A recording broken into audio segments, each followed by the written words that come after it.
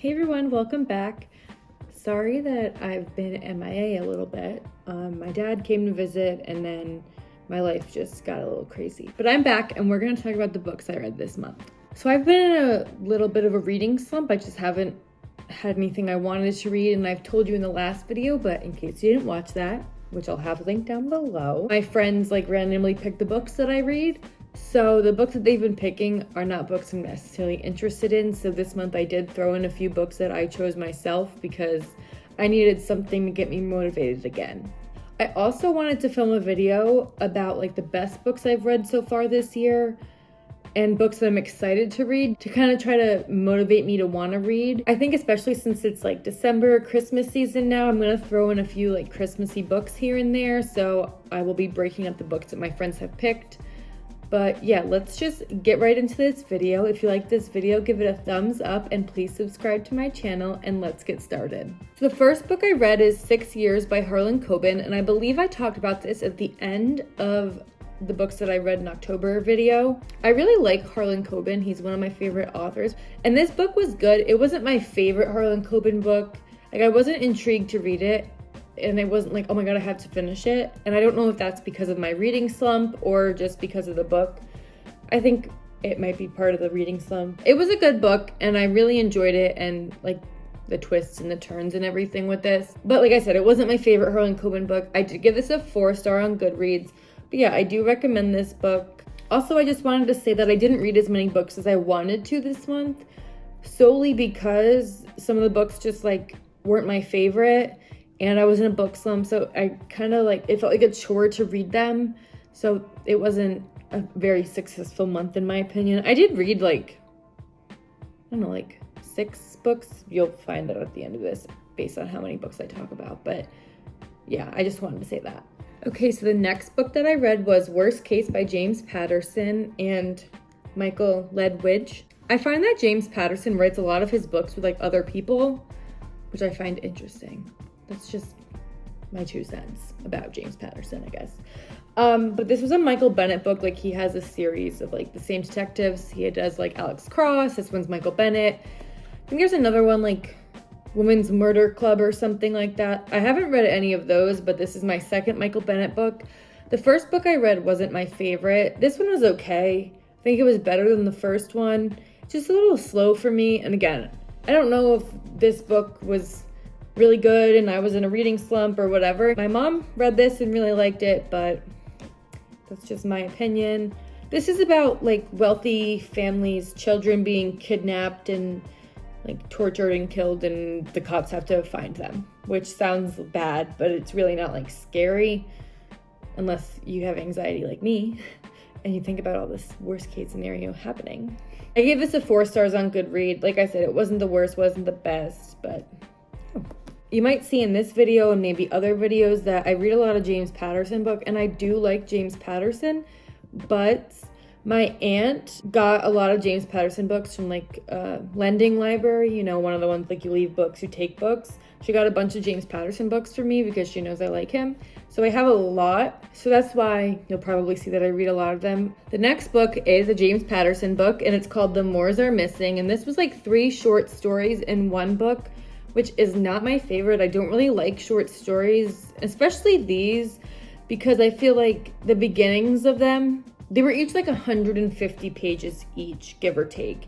And the first 100 pages of each of them were really slow, and I don't know. And then the last 50 to 30 pages or whatever were just blah, blah, blah, blah, blah, super fast paced. And it was kind of crazy, and I just couldn't get into it. I didn't get attached to the characters because they were short stories. I wasn't interested in the stories themselves. It wasn't my favorite book. I mean, I think the writing was good and whatever. I do like James Patterson, I've probably said 70 times in this video, but just wasn't my favorite book. I gave this a 2-star on Goodreads, and yeah, I like his novels more than these short stories that he writes. The next book I read was The Cruel Prince by Holly Black, and this was my book club book. This is a fantasy book, and I am not a big fantasy girl. I didn't know if I was gonna like it. It was good. It's like a YA fantasy, I believe, and my book club wanted to do a series for November, December, January, just because like with the holidays coming up, so we all knew what we could read.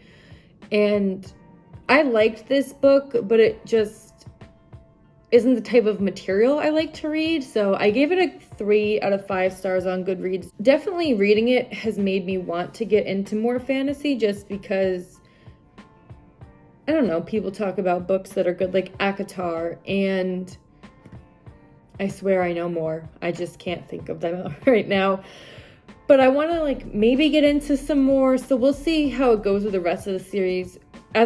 When I'm filming this, I'm reading the second book in the series, and I like it so far. And I'm excited to see like where it goes and the problems that happen in this book and all that fun stuff. But I did like it, and I think 3 stars might have been a little low, like maybe 3.5 I would have given it, but obviously you can't do that on Goodreads. The next book I read is the start of kind of my current slump, because my friends picked 3 books that 2 of which are very like information heavy and dense, and the other one I tried to read before and hated it, so I've just like not been wanting to read. And I think these upcoming books that I'm going to talk about, well, it's just one book, the other ones I technically finished in December, so that will be in the next video. But this next book is one of the reasons why I didn't read a lot of books this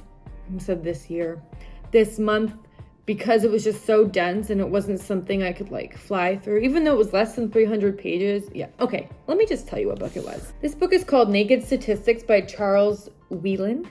I think I'm pronouncing that correctly. And it's just like talking about stats, just like talks about basic statistics like standard deviation and the mean and like different measures of central tendency. If you don't know, I have like a bachelor's degree in math and stats and a master's degree in biostats. So I like stats, and that's why I think I asked for this book for Christmas from one of my friends while I was in undergrad. I think the book was written well and I liked it, but it was all about stuff that I already know as somebody with an advanced degree in stats. It was just kind of like information I already know. I did give it a 4 star on Goodreads because I think it's written well, and I think for somebody who doesn't have any background in stats, it's something that is useful and gives you some examples of things, and I enjoyed it. But for me, it was just kind of like redundant because I knew the information.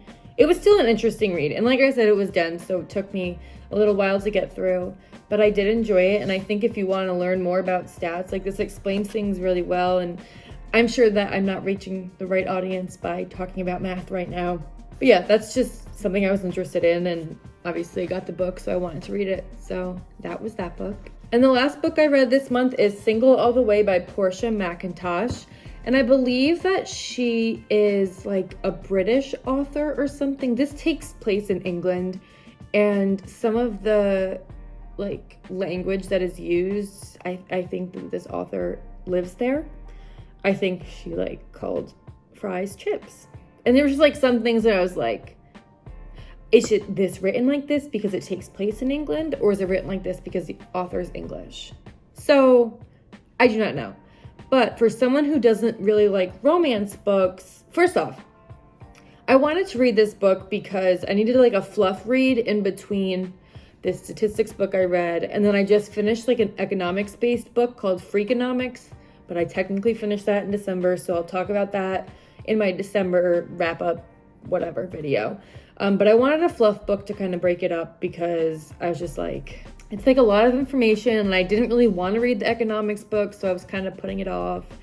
So yeah, I got the book on my Kindle through like Prime Reading. So just so you know, if you don't know, my friend told me about this. If you have Amazon Prime, you can get free books through Prime Reading, whether you read that through the Kindle app on your phone, if you have a Kindle, the Kindle app on your iPad or something, just in case you want to read some books. But anyway, so Single All the Way is like a Christmas romance book that is on Prime Reading. Also, I don't know why I'm sounding like Amazon sponsoring me, because they're clearly not, because I have like 3 subscribers.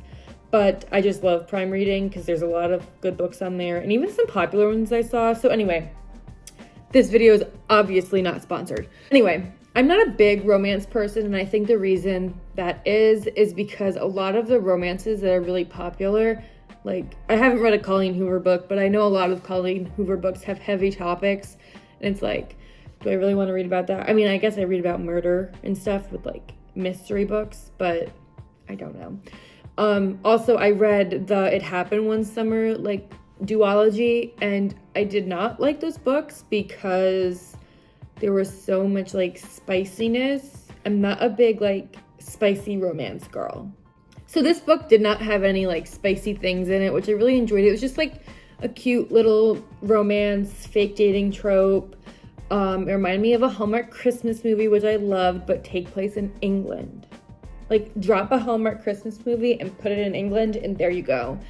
But I think it was cute. It was like short and sweet, and there were times where I was like laughing out loud, which I really haven't had that with a book. I was LOLing. I just think it was a fun read, and especially like a Christmas read that I was able to read. I definitely want to check out more of the author's books because I believe there's one more on Prime Reading that I want to check out, just because it was just like a fun, lighthearted romance instead of like a heavy one like a Colleen Hoover book or a spicy one. Oh, I never said. I gave this Single All the Way book 4 stars on Goodreads, 4 out of 5 stars, because I just think it was fun. But yeah, so I read 6 books this month, and that was kind of my thoughts and all. I know I didn't really talk about the descriptions of each book really in depth, partially because the ones that I read earlier in the month, I don't remember. I will have those books listed down below on Amazon in case you want to check them out. I also have my Goodreads listed down below. And if you have any other book related content or just other content in general you'd like to see from me, put that down below. I am not very creative, so I don't have a lot of ideas for videos. Like I said, I want to do like my top 5 books this year and then 5 books I'm excited to read just to try to help me get out of that slump. And I think that would be fun. You know, I like watching other people's videos of recommendations of books and then talk about books I'm excited to read, because I might have to start throwing them in there between my friends' picks if they pick shit books. Sorry. Just a little life update. I decorated my apartment for Christmas this weekend and I love it. It's so cute and I'm so excited for Christmas. It's one of my favorite, not one of my favorite times of year. It is my favorite time of year. And a little story, side note, nothing related to books.